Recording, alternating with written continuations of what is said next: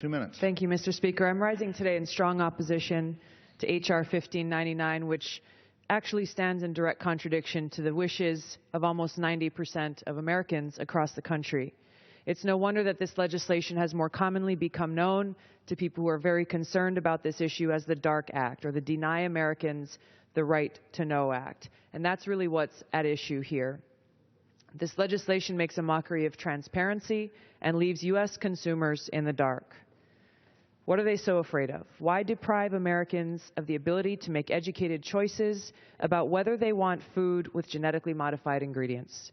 Why make the labeling of such food just voluntary? Why not require it, as we require basic nutrition information on processed foods now?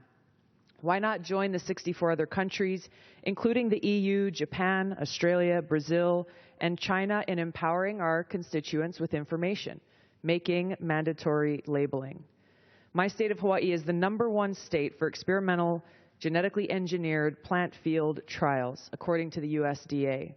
Many of my constituents are very concerned about these GE crop field testings because of the lack of information about these trials and the pesticides that are being applied to the fields.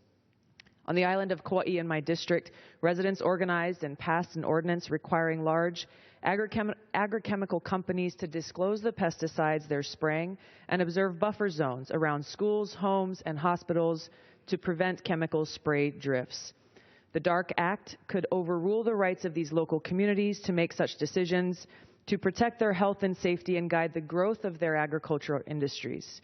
This legislation could ban on the cultivation of genetically engineered coffee passed by Hawaii Island constituents, potentially damaging the global reputation of Hawaii's famous and unique Kona coffee, the only domestic coffee industry in our country.